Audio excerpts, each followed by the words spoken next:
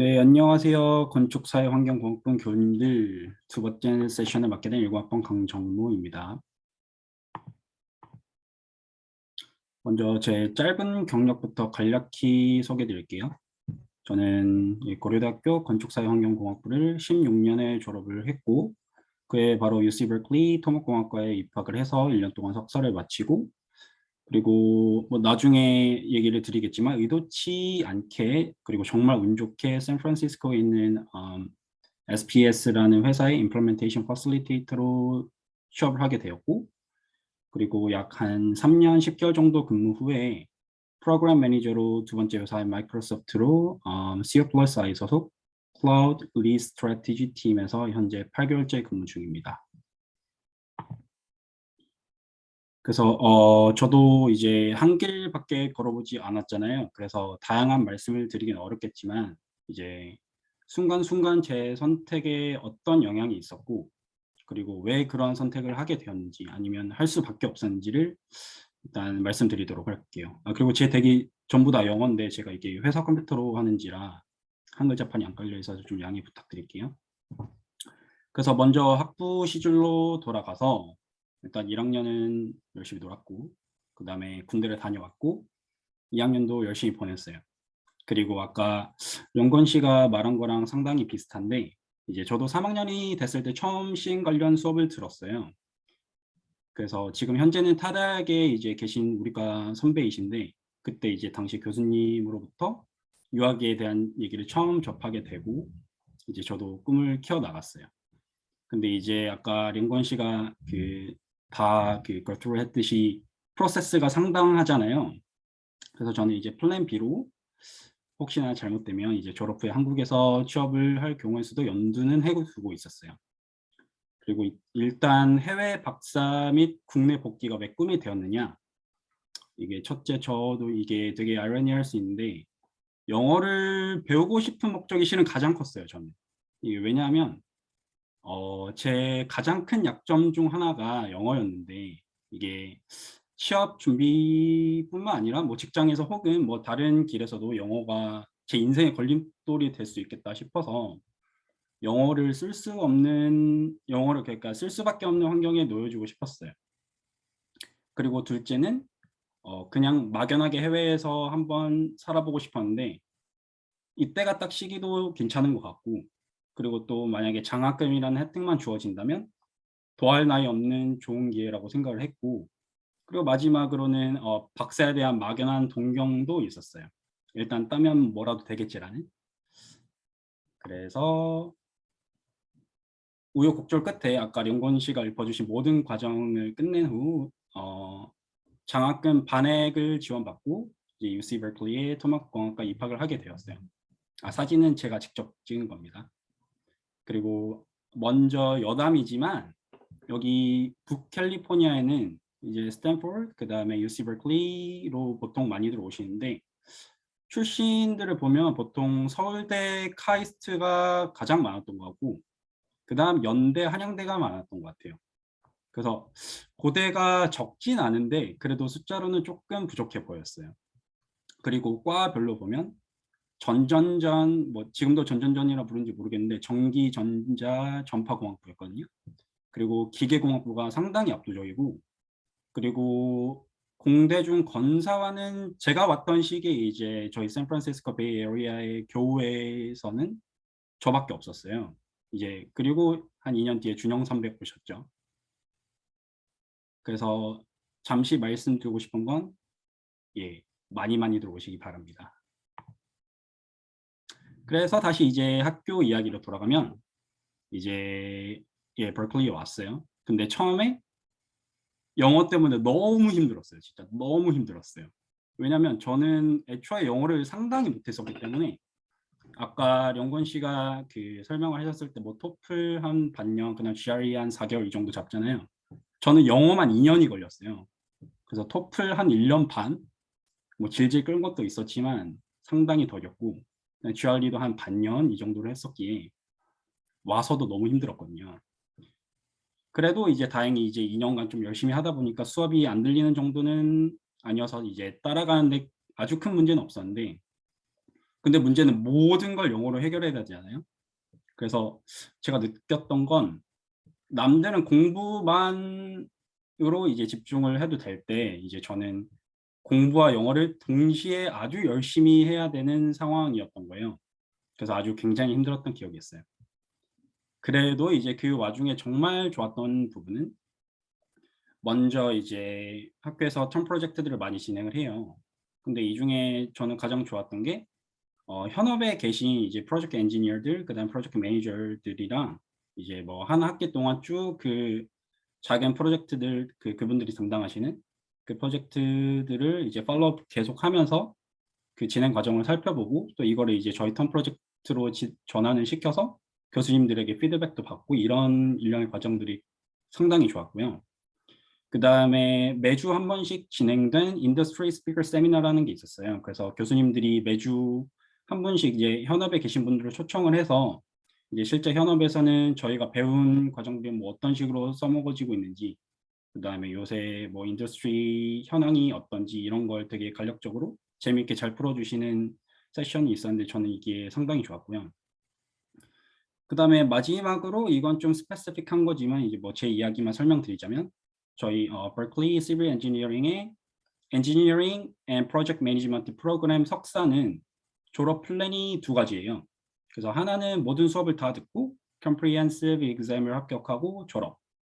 그리고 나머지는 이제 흔히들 생각하는 thesis, 즉 논문을 쓰고 졸업하는 거였어요. 그래서 저희 기수에서 한 두세 명만 thesis 플랜을 할 수 있도록 교수님들께 허락을 받았던 걸로 기억을 하는데 저도 운이 좋게 이제 허락을 받아서 진행을 할 수 있게 되었어요. 왜냐하면 저는 꿈이 그 PhD를 하는 게 꿈이었기 때문이죠. 근데 문제는 이게 '내가 하고 싶어요.'라고 할 수 있어서 되는 게 아니라 먼저 주제를 내가 잡고 내가 이 정도 추진력이 있다. 그리고 내가 이 정도 논문 쓸 수 있는 능력이 있다라는 걸 입증하는 과정이 먼저 필요했어요. 그래서 떠먹여 주지 않았어요. "너 이거 써야 돼." 이게 아니라 "제가 쓰고 싶습니다."라는 걸 이제 증명해야 됐던 것이죠. 그래서 간략히만 말씀드리자면 저는 샌프란시스코에 있는 IT 회사 중 하나에 컨택을 해서 매주 이제 찾아가서 조언을 듣고 방향을 설정해서 목표를 잡은 다음 그다음에 초록을 되게 공들여서 썼어요. 그래서 이제 교수님께 찾아가서 인정을 잘 받게 되었고 이제 thesis 플랜으로 할 수 있음과 동시에 이제 PhD에 대한 희망이 아주 커졌어요. 그리고 이제 2 학기가 됐어요. 그 2 학기가 될 때쯤에 PhD 펀딩이 심상치 않은 거예요. 그래서 일단 첫째는 저는 국내에서 주는 장학금에 대한 제도를 되게 안 찾아보는 안일한 마음도 있었고 왜냐하면 저는 여기서 될 거라는 확신이 있었기 때문에. 그리고 둘째는 이제 얘기를 해 보니까 한 교수님께서는 너만 펀딩 얻어오면은 나는 당연히 할 수 있다."라는 조건으로 그래서 펀딩을 아예 안 갖고 계셨고요, 사업을 하시는 분이라. 그리고 다른 교수님은 펀딩이 있을 수도 있고 없을 수도 있어. 그래서 "너만 기다릴 수 있다면 당장 그러니까 뭐 1 년, 2년 뒤든 하자." 이렇게 되게 애매모호한 답변을 주셨어요. 그래서 이제 저는 할 수 없이 이제 세 가지 백업 옵션을 생각하게 되었죠.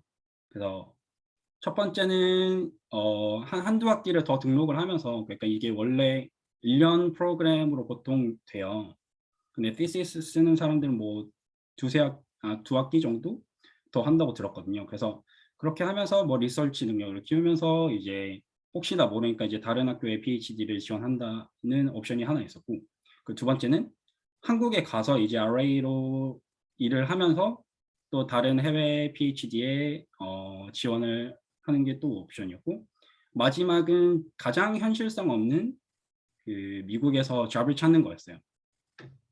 그래서 왜냐하면 저는 일단 직장이나 인턴 경험이 전무했거든요. 예 미국을 나가기 전에도 그냥 학교에서 공부만 했고 그냥 유학을 오기 위한 준비만 했고 그다음에 미국에 심지어 와서도 인턴십을 할 생각이라고는 1도 해 보지 않았어요. 왜냐하면 저는 그냥 PhD를 빨리 따서 가는 게 목표였기 때문에. 거기다가 저는 영어도 아직도 열심히 배우는 중이었어요. 즉 커뮤니케이션 스킬이 아주 낮았다고 할 수 있죠. 근데 일단 결과적으로 저는 세 번째 옵션인 미국에서 잡 찾기에 몰두를 하게 된 게 첫째는 한두 학기를 더 다니게 되면 등록금을 내야 되잖아요. 그래서 좀 빠른 시기에 제외를 했고, 두 번째는 이제 한국에 돌아가는 건 제가 이 미국에 있는 이 모멘텀을 놓치기가 너무 싫은 거예요.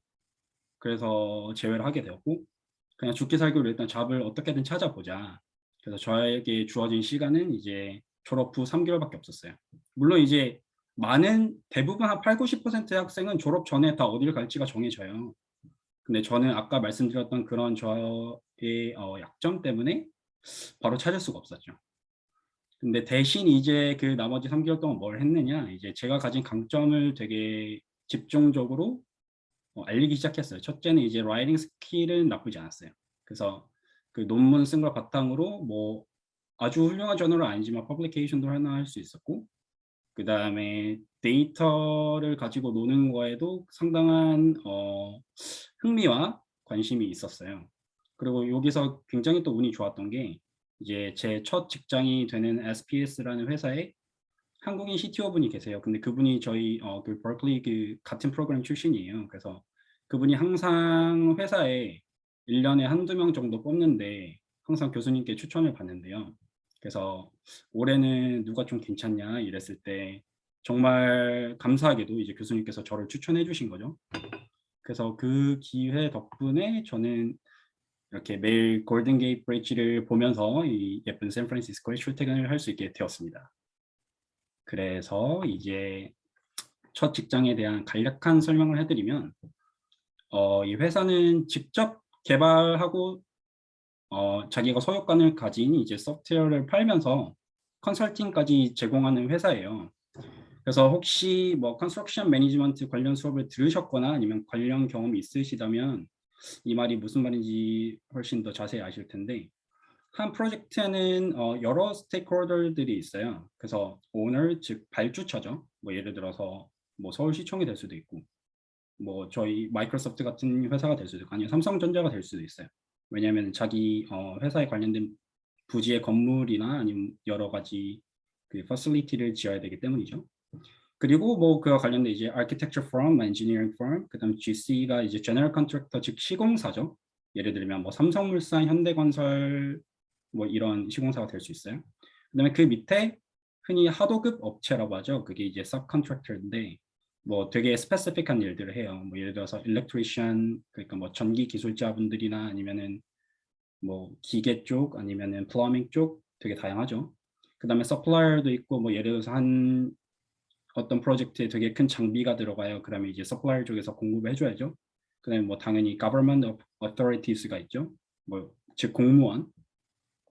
그리고 이제 이게 약간 책에서 잘 안 나오는 내용들인데 되게 큰 프로젝트 같은 경우에는 오너들이 이제 컨설턴트를 잘 껴요. 뭐 흔히 말하는 MBB, 맥킨지, 베인, 그다음에 BCG 아니면 뭐 BCG 베인 이렇게 볼 수 있죠.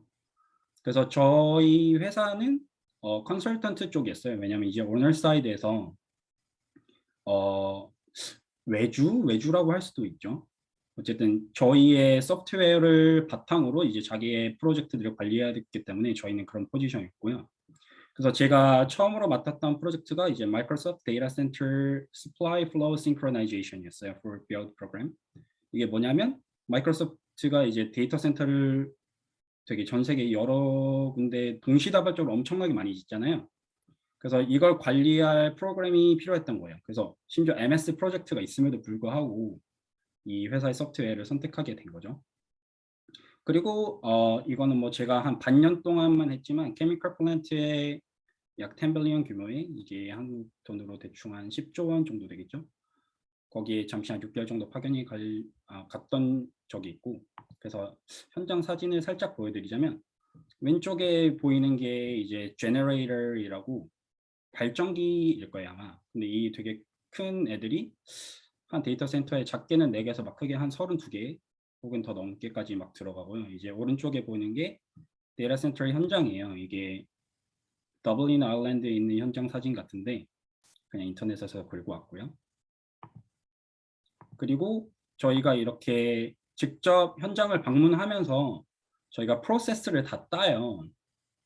그래서 그걸 바탕으로 이제 왼쪽에 보시면 되게 짜잘짜잘하지만 큰 맵이 하나 있는데 그걸 살짝만 확대하면 오른쪽이에요. 그래서 그게 뭐냐? 이 현장에서 벌어진 일들을 간략하게만 소개해 드리자면 아까 말씀드렸듯이 데이터 센터에는 큰 장비들이 꽤 몇 개 들어가요. 제너레이터를 비롯한 한 8, 9개의 굵직굵직한 애들이 들어가는데 그 각각의 서플라이어들이 있잖아요. 그럼 8, 9 업체가 각자 자기의 공장에서 자기 제품을 이렇게 만드는 거예요. 근데 그와 동시에 현장에서는 이제 제너럴 컨트랙터들, 즉 시공사가 이제 현장에서 일을 하고 있죠. 근데 그 플로우가 이제 싱크가 맞아야 돼요. 그래서 어느 한쪽이 어긋나 버리면 딜레이가 생길 수밖에 없겠죠. 그래서 이 프로세스를 이렇게 매핑을 일단 한 다음에 이제 그 SPS 회사 프로그램을 이용해서 이렇게 딜레이가 생기지 않고 스무스하게 흘러나갈 수 있게 이렇게 도와주는 일이었고요. 그래서 이거는 뭐 간단하게만 말씀드려 왼쪽은 어떻게 저희가 일을 했는지 뭐 이것까지는 제가 지금 말씀드릴 필요는 없는 것 같고 이제 오른쪽은 그냥 회의 현장 사진 하나 찍어 온 거예요. 그리고 이거는 제가 케미컬 플랜트 갔을 때 하나 찍은 사진이고 어쨌든 여차저차 해서 저는 약 8개월 전 처음으로 이직을 하게 됩니다. 그래서 아까 말씀드렸던 게 제가 처음 했던 프로젝트가 마이크로소프트가 직접 짓는 데이터 센터에 대한 일을 하는 거였잖아요. 근데 제가 들어간 팀은 리스를 하는 팀이에요. 그래서 이거를 차 렌탈카 컴퍼니에 대해 빗대어서 설명을 드리면 뭐 예를 들어서 물론 렌탈카 업체가 그러진 않지만 이제 차를 빌려줘야 되잖아요. 그럼 차를 어디서 가져오냐? 그 차를 내가 만들 수 있다고 가정을 해요. 그럼 차를 만들어서 운용을 하면은 이제 뭐 내 차를 내가 만들어서 내가 쓰는 거니까 그만큼 이제 품질에 대한 자신감도 있고 그다음에 모든 걸 관리를 내가 하니까 뭐 좋은 점도 있죠. 근데 그 반면에 이제 차를 다른 회사에서 리스를 해서 운용비를 주고 이제 뭐 메인테넌스도 맡기고 이런 식으로 이제 내 차에 대한 양을 늘릴 수도 있죠. 제 렌탈카 컴퍼니에 대한. 이제 그렇게 이제 데이터 센터도 똑같이 리스팅을 함으로써 이제 캐파시티를 빨리빨리 확보를 하는 거예요. 전 세계에서. 왜냐하면 지금 전쟁이거든요. 여러분들이 많이 아시는 그 AWS, 그다음에 구글 클라우드, 그다음에 뭐 다른 업체들의 클라우드도 마찬가지지만 굉장히 그 캐파시티를 전 세계에서 늘리는 데 열을 올리고 있어요. 그래서 이제 어쨌든 저희가 속한 팀은 리스 팀인데 프로젝트 스컵이 저는 원래 스페시픽하게 유럽, 아프리카, 그다음 미들 이스트를 이제 이미아라고 부르거든요. 그러니까 유럽, 아프리카, 중동. 근데 거기에 더해서 이제 최근에 북미, 남미, 그다음에 아시아 퍼시픽까지 모든 게 확장이 돼서 그냥 월드와이드 프로젝트를 관리하고 있고요. 대신 이제 저희는 스페셜리스트가 아닌 제너럴리스트예요. 그래서 어떻게 이 프로세스를 문제없이 부드럽게 진행할 수 있는지 그렇게 드라이브를 걸어주는 역할을 하고요. 그래서 쉽게 말해서 이제 자동차를 찍어내는 기계에 오일을 바르신다고 생각하면 편할 것 같아요. 그래서 컨트랙트 어마운트에 대해서 간략하게만 말씀드리자면 이거 어차피 뭐 재무 보고서에 다 나오니까 저희 리스팅 같은 경우는 한 달에 대략 한 대여섯 개 정도의 컨트랙트를 완료해요. 그러니까 글로벌리. 근데 이제 한 계약 규모가 대충 한 1,800억에서 2,000억 정도예요. 그래서 한 달에 대충 한 1조 원이라는 돈을 쏟아붓고 있는 거죠. 그래서 그런 스코프 오브 워크를 하고 있고 그래서 조금 궁금해하실 것 같은 게 저희 팀에 속한 사람들의 백그라운드가 어떻게 되는지 보면은 의외로 그 시빌 엔지니어링에서 CM을 전공하신 분들이 꽤 있고요. 저희 팀 VP도 그렇고 그 다음에 서플라이 체인 매니지먼트를 하신 분들도 있고 뭐 인더스트리얼 엔지니어링 그러니까 그대로 치면 아마 산업공학과가 있을 거예요. 그쪽이랑 그 다음에 그 번외로 막 파이낸스 그 다음에 케미컬 엔지니어링, 바이오 엔지니어링 막 이런 분야에서 오신 분들도 꽤 많고요. 그래서 직군이 되게 다양하다. 근데 그 와중에 CM도 있다. 이런 걸 한번 말씀드리고 싶고요. 그리고 간단하게 이제 회사 사진을 보여드리자면 저는 이제 본사에는 1년에 많이 가야 한 8번, 10번 갈까 말까 할 정도인데 물론 이제 왼쪽은 코로나 전에 찍은 사진이고요. 이제 오른쪽은 그 식당 내부의 사진이에요. 제가 가장 좋아하는 공간입니다. 그리고 이제 이 사진은 오피스예요. 그래서 왼쪽에 계신 그 백발의 노인분은 이제 저 첫 직장에서의 제 상사였고요. 그다음에 오른쪽은 제 오피스 본사에 있는 오피스 건물이에요. 저는 잘 갈 일이 없지만 그래서 이제 제가 프로그램 매니저로서 이제 이 팀에서 무엇을 하냐, 그러니까 데이투데이 잡이 뭐냐, 이걸 좀 간략하게 말씀드리면, 일단 커뮤니케이션에 쏟는 시간이 정말 많아요. 그래서 여기 혹시 제 커서가 보이실지 모르겠는데 오른쪽에 보면은 제 시간의 40%를 콜라보레이션 했어요. 그리고 이제 여기 뭐냐, 카테고리를 보시면 미팅이랑 챗 앤 콜에 한 32% 정도 시간을 쓰죠. 그래서 이게 대충 하루 8시간으로 환산을 하면 대충 한 3시간 정도 하루에 미팅과 채팅과 콜을 해요. 그러니까 쉴 새 없이 말만 하는 거죠. 진짜 입 아파요. 그리고 한 30분 정도는 한 이메일에 시간을 써요. 그래서 제가 4주 동안 되게 액티브하게 콜라보한 사람들이 한 61명이에요.